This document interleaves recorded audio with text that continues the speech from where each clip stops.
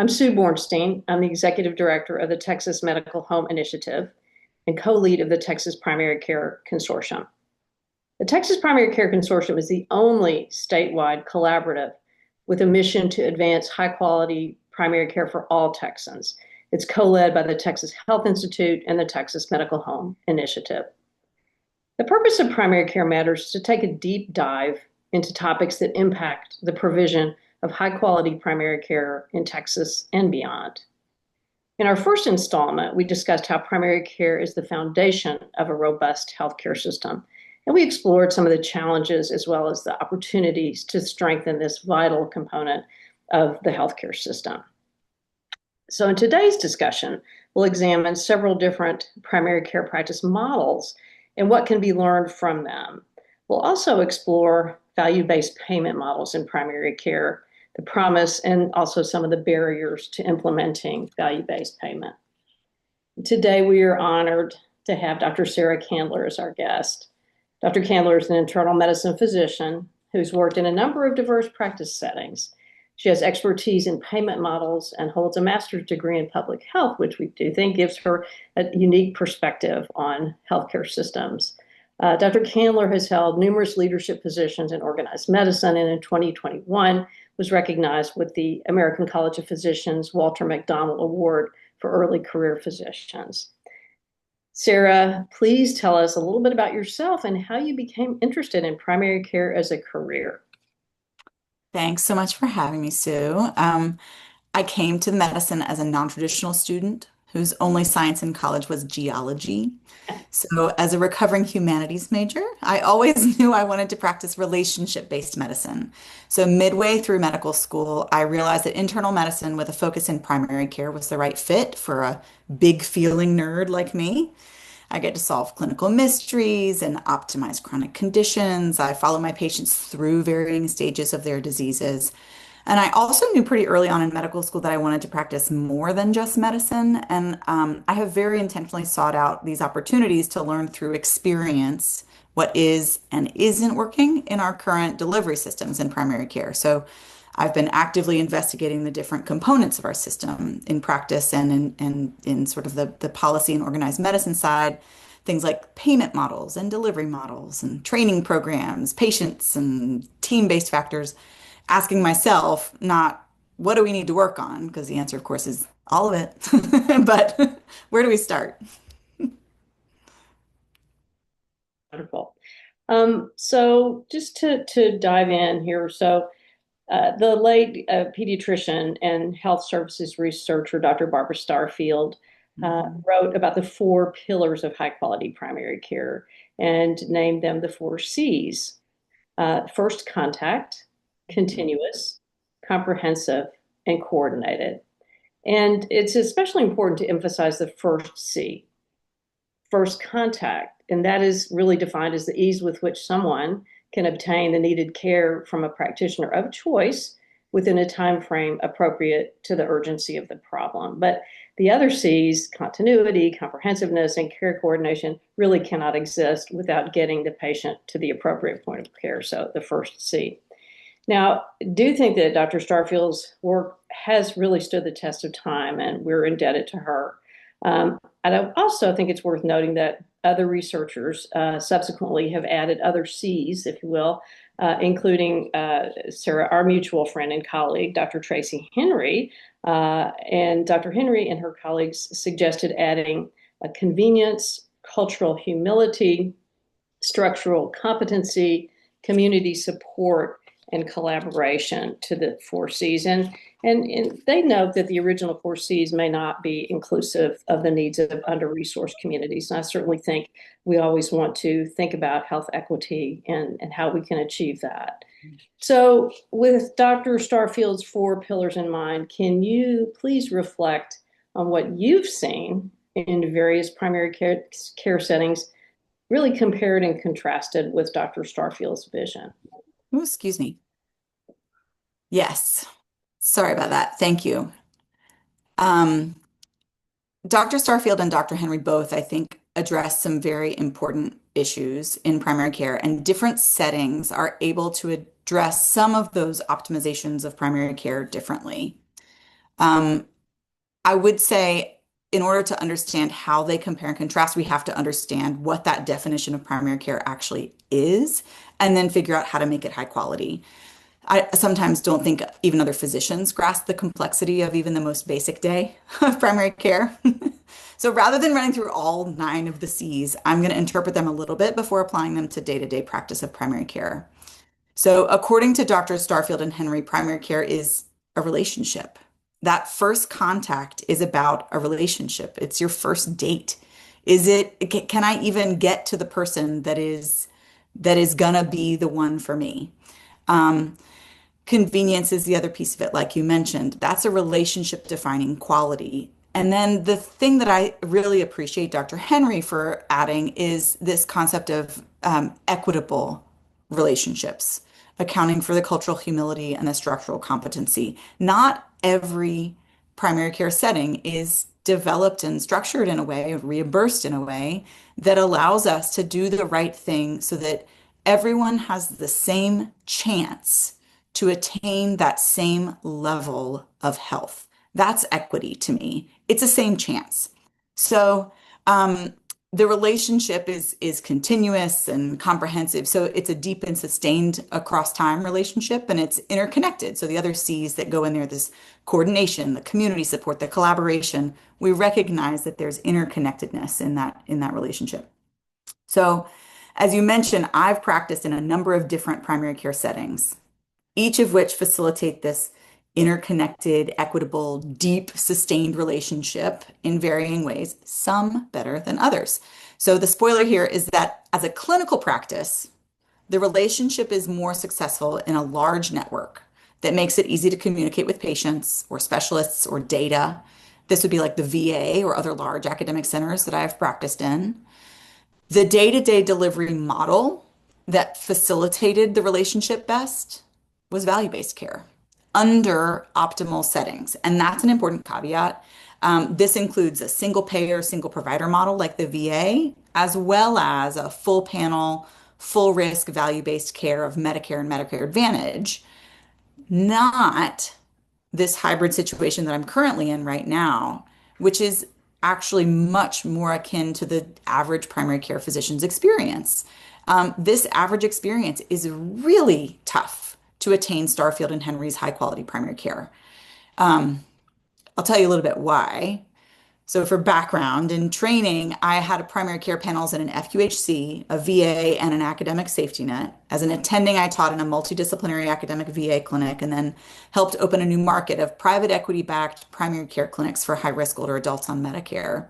And now I'm one of two physicians in a private practice whose payer mix is about 20% Medicare, 30% Medicaid, 40% commercial, and 10-ish percent of like uninsured or self-pay patients. So my current practice is mostly a fee-for-service payment model that's moving into some accountable care relationships with a few of our payers. So of all of my experiences, it most closely matches this everyday experience.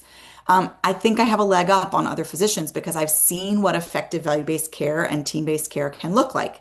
And I think that those two things are components that are really, truly critical to attaining this high-quality primary care that Starfield and Henry have tried to attain. Um, we all know that it looks different in practice than it does on paper. So maybe the better way to explain it is to tell you more about some patients, right? Like an average day.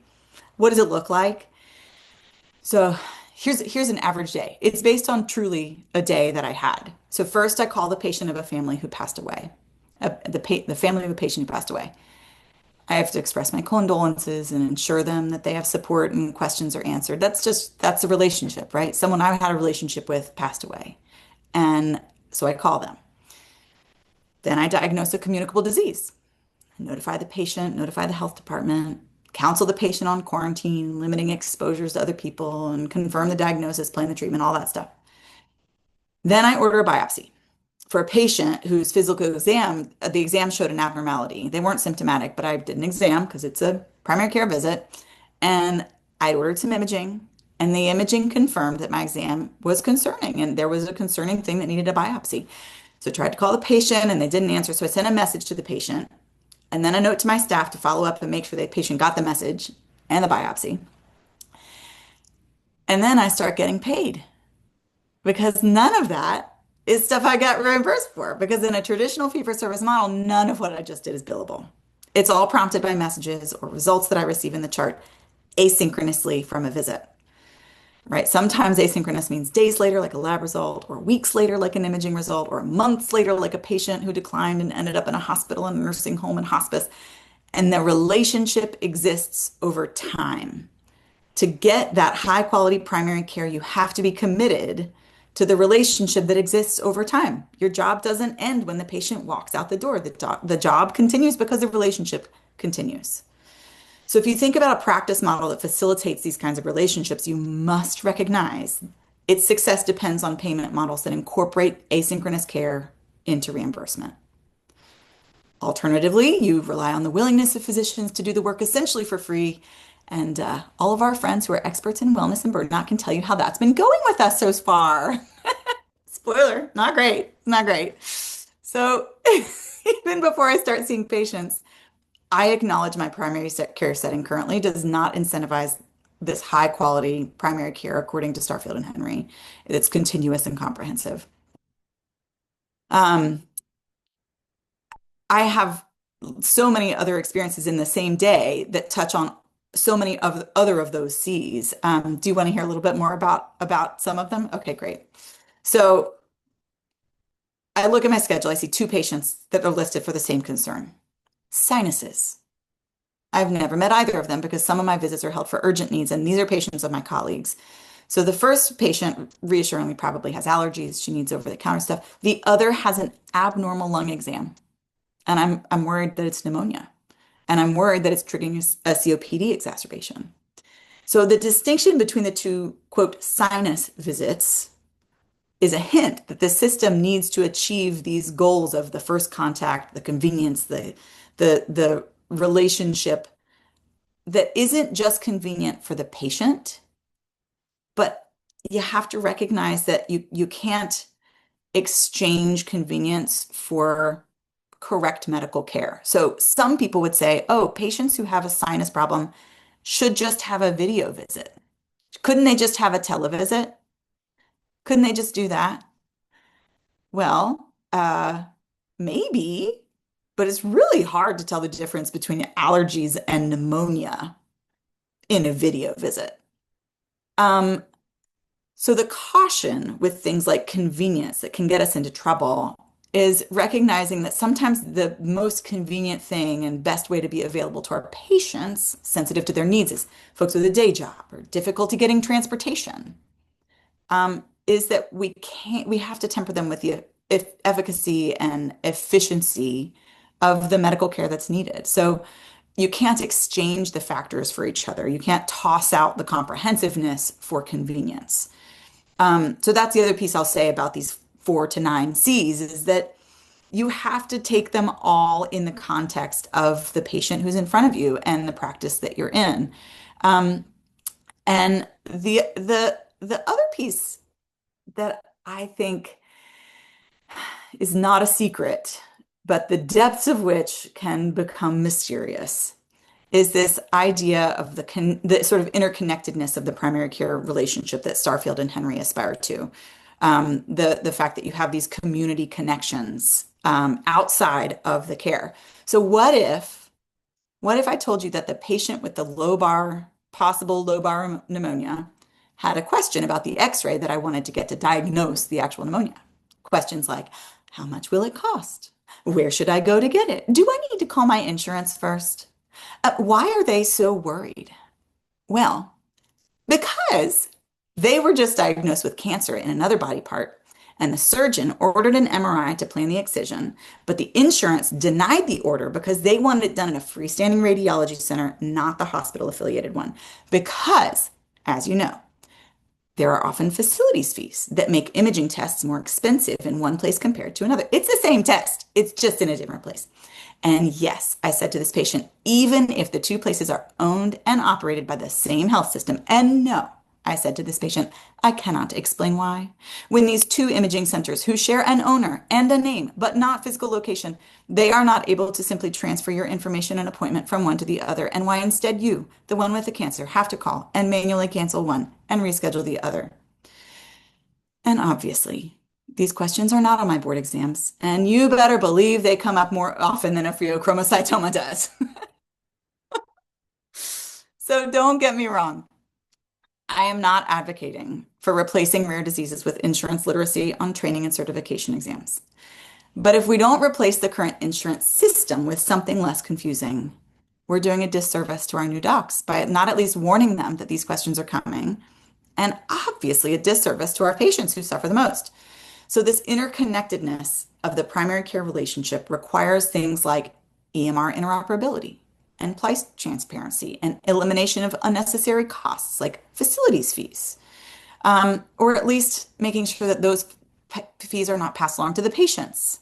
Um, and the other thing I'll touch on there before moving on to the bigger picture is how we prepare for these challenges and overcome the barriers. And that's cultural humility. How do we make sure that the structure and the practice of primary care are equitable? How do we make sure everyone has that same chance to reach the same level of health? Same day in clinic, I celebrated with someone whose diabetes was poorly controlled and could finally start treatment for it. They couldn't tolerate the meds before because they'd been on long-term therapy for cancer and were really nauseated. So they were only taking the most critical stuff for malignancy. They weren't comfortable with insulin, so we'd just been waiting the next couple of months to finish this process. During a workup for the nausea, I also diagnosed severe untreated H. pylori. So they finished the cancer treatment. We treated the H. pylori, and today was the day we found out that we had cured the nausea. So at this appointment, we were finally able to start treating the diabetes, and the patient was thrilled. Big wins. So what's the cultural humility here? Well, part of the relationship is recognizing we can't do everything on our own schedule, as much as we'd like to treat everything at once. And insurance totally wants us to treat everything at once, right? What are you doing about this patient whose A1C is in the double digits? Well, I'm curing their cancer first, and then we'll talk about their diabetes. And what I didn't mention was that this person doesn't speak a lick of English, doesn't have technology to effectively use video visits. So all of our workup, our counseling, our treatment was completed in our office using a video translator through a service that we pay for by the minute. Do I want to use patient-centered communication? Absolutely. Is it critical to high-quality primary care that it addresses all 9 of the C's? Absolutely. Do I get reimbursed for doing it the right way per minute? Nope. Nope. Sure don't.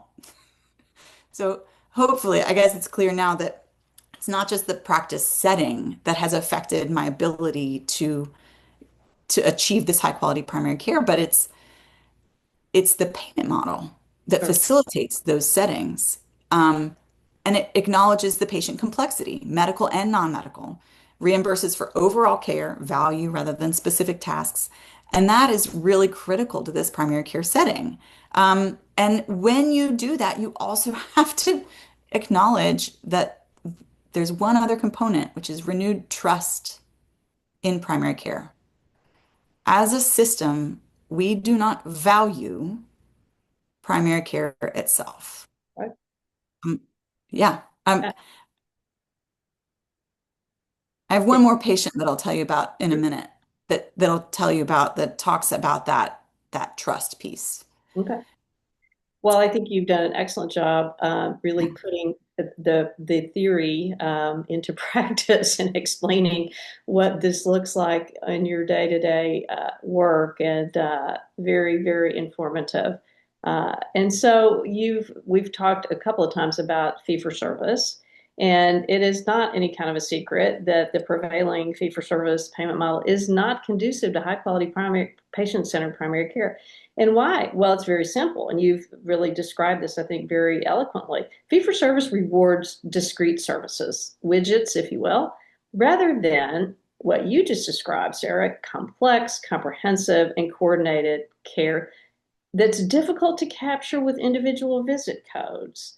And I think that is really the crux of what you are saying. We're both saying we do need a fundamental change. But so, what is the remedy for this? Well, we've talked about value-based care, value-based payment. It's interesting. I think if you mention this term to 10 different people, you're going to have 10 different interpretations. And these are people that are practicing medicine. And so it's a broad term and it encompasses a number of different models, which you've mentioned a couple of them. And the goal is to reward physician practices for the work that they do, and hospitals also for delivering high quality care and achieving positive health outcomes. And that's the part that really fee for service has never been associated with.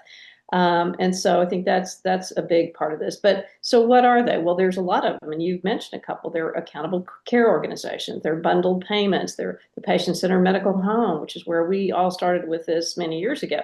Capitation, which still scares some people. I think understandably, pay for performance. But the other thing we know is that the move to value-based payment has been slow. It's really been very slow. I think the Commonwealth Fund did a study like in 2023 that showed only 46% of payments to primary care practices were value based. And so, right. And even though the federal government has definitely pushing for Medicare in particular and Medicaid to come by 2030, I think they want them to achieve 100% value based payment.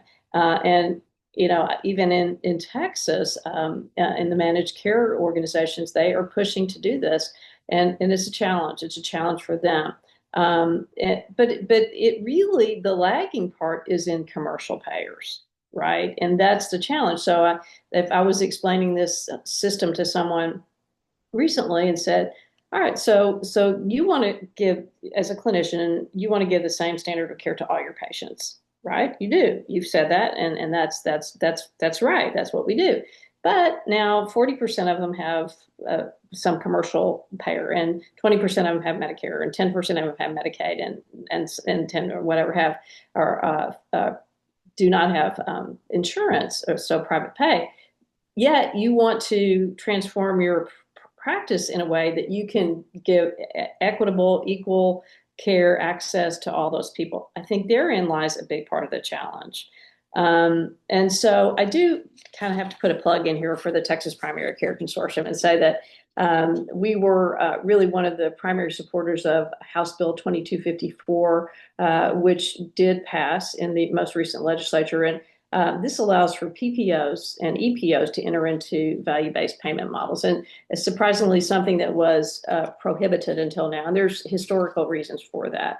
And there are ample guardrails in the bill, and practices do not have to do this, and they will not be penalized by insurers if they don't do it. But it's a leg up, I think, for a lot of practices. Now, you mentioned the uptake, or we've talked about that, and I think that the data does show, the evidence is clear that value-based payment models have a higher uptake in urban and suburban areas, and as to your point, in practices that have 5 or more practitioners. And so you've had a lot of experience, more than most, with value-based payment models. So, and we've already alluded to some of this, but we'd love to hear from you what you think are the potential benefits and some of the maybe additional challenges that we haven't already talked about that are not only involved in implementing them, but operating them on a day-to-day basis. Great points. First of all, congratulations and thank you for working so hard to make these alternative payment models accessible in Texas. May such benefits go across the country. I think you are exactly right that these models, I think are the way forward. I think it's how we achieve that equitable care for all of our patients and our physicians and our teams who need to work in these settings. I think it's the right way forward. And I say that with the experience of having done it in lots of different ways. And I think that I think, and I know, because as you say, data show this, they are not successful unless they are optimally implemented. And optimal settings mean that actually you do this for all of your patients. So in many practices, including my current one, where we have a couple of relationships with payers that are moving towards accountable care, meaning that we would get paid for performance. We'll get paid for, quote, doing the right thing and taking care of our patients in the right way. But we're only doing that with a couple of our patients. And rather than try to only identify which patients need to get their colonoscopy on time so that we can, quote, get paid for doing the right thing, shockingly, we're already trying to do that for all of our patients. So we're trying to build a system that identifies all of the patients who are due for their colonoscopies or all of the patients whose blood pressures are not controlled. Now, I've worked in two very functional settings that do these kinds of things. And I'll tell you one of the things that made both the VA and that sort of private equity Medicare facing plan setting work is that their electronic medical records, A, were designed to assist with population health. So some of what gives us that success in the uptake is the technology.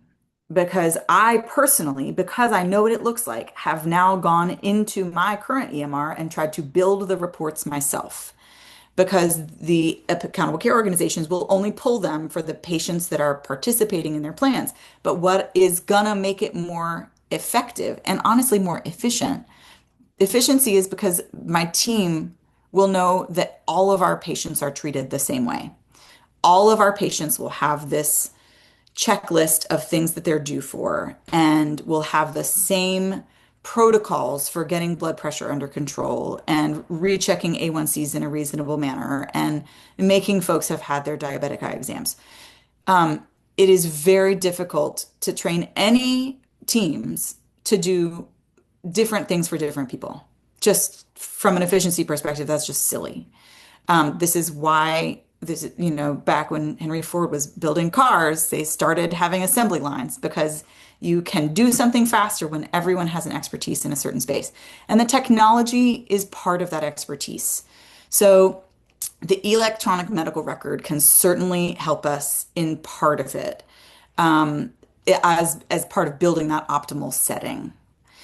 The team training is another one. I mean, some physicians are not even trained to work in a team, right? It's not part of their education. I had the benefit of teaching in a space at the VA that was an interdisciplinary training program. So we taught the physicians and the nurses and the NPs and the pharmacists and the social workers all in one room. We taught them in one room. When we had primary care clinic, all of those humans and trainees and their attendings sat in one room together so that we could model what it looks like to work as a team. Because none of this is doable just by a physician. I mean, part of the concern that people have about value-based payment systems is that it's too much work. And it is. I mean, if I by myself had to do all of those things by myself, it's absolutely too much work. I also argue that some of it is too much work in general when we have technology that could probably do some of it for us. So we got to do that too. But in the meantime, we really do ourselves, again, a disservice when we don't recognize that some of the work makes the overall goals happen more quickly. So I'll give one example of a criticism of these value-based models that I think can help us get somewhere more effectively and efficiently. That is this idea of the managed care. So one of the examples you gave, these sort of accountable care or managed care organizations, but are given that name because the insurance plan tells the physician what they can do. And goodness gracious, nobody likes that. The best news is that when done well, the algorithms are usually based in evidence. And I am not trying to make excuses for any of my insurance colleagues, but I will say that, if you start to understand where they're coming from, you could anticipate if the algorithm is evidence-based, and not all of them are, as we know very well. So managed care organizations are telling physicians what they can and can't do based on algorithms and step theories. step therapies. Physicians hate this. But what if I told you that this could be an opportunity to teach primary care teams how to practice at the top of their training? So, for example, when I worked at the VA, I had step therapy requirements and algorithms for medications, for imaging, and even for referrals. So, if I wanted to refer someone to a urologist because they had hematuria, they had blood in their urine, and I want to know if they have bladder cancer, I couldn't send the referral until I had documented that I had checked the urine twice and I had gotten a CT urogram to rule out the relatively benign stuff of a non-obstructing kidney stone, and therefore made sure that I was sending the specialist something that truly required specialty care.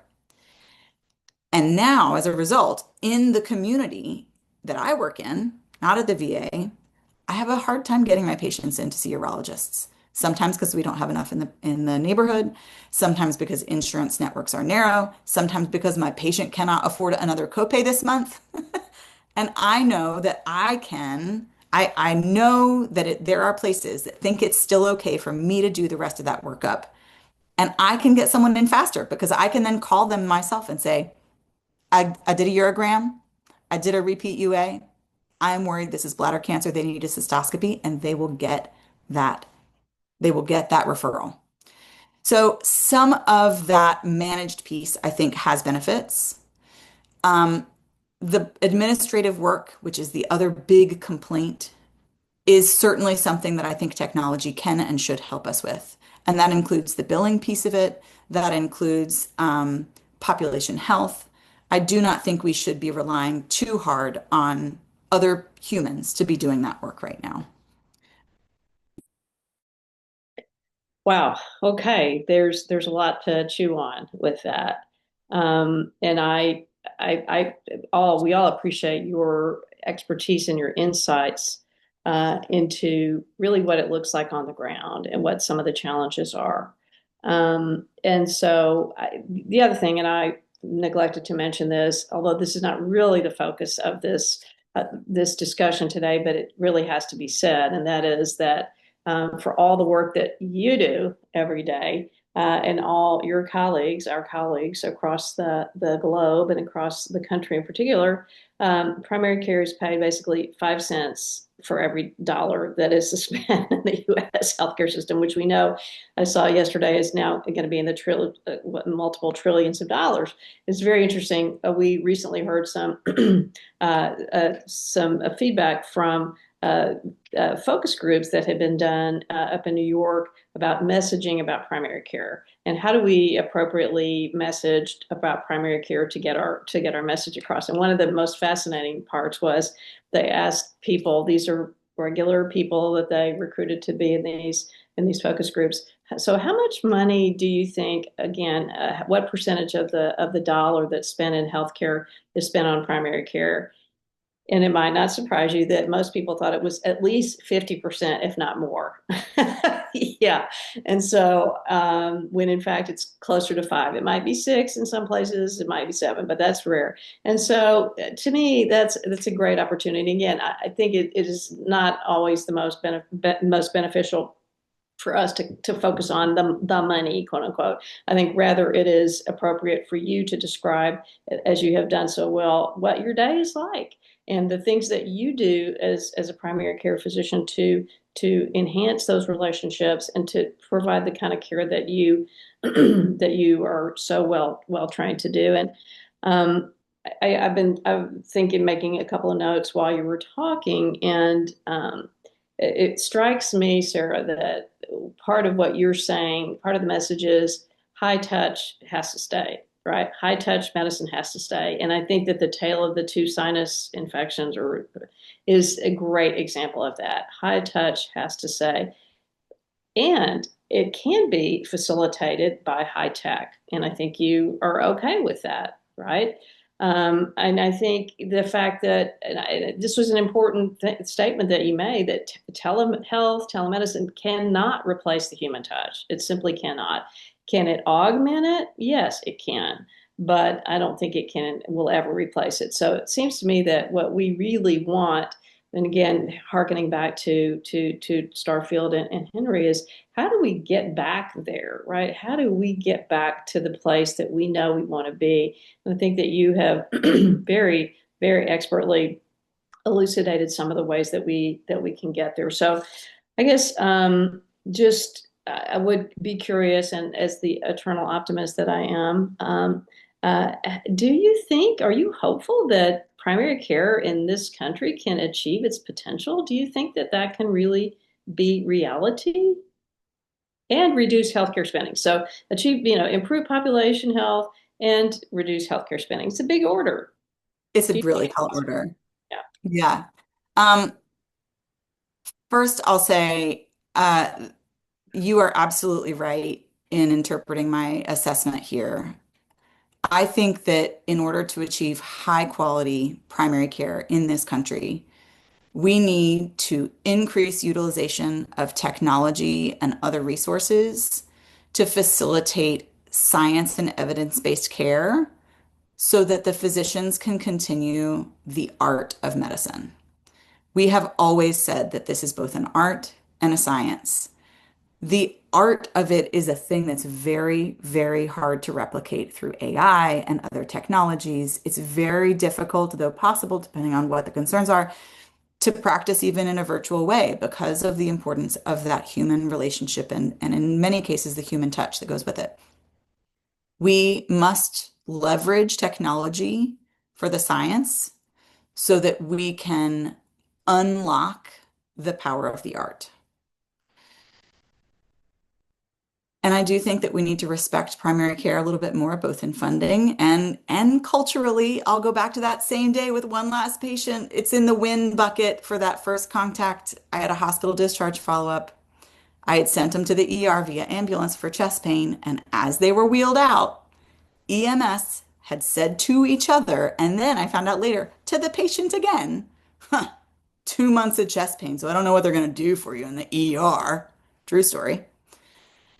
And of course, I had sent him because 2 months of chest pain had been increasing in intensity and frequency until that morning when it lasted longer than usual, and in fact had not yet fully gone away.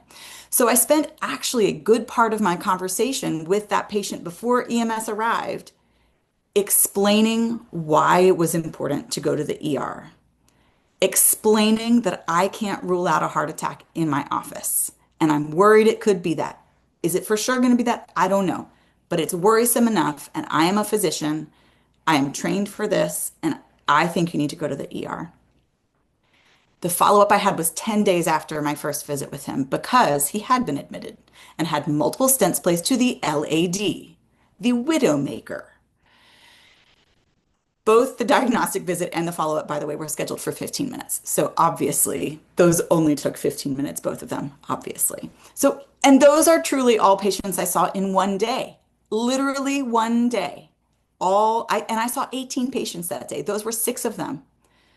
We didn't even talk about patients with dementia who showed up without their family or the medical mysteries that I love thinking about because I'm internal medicine.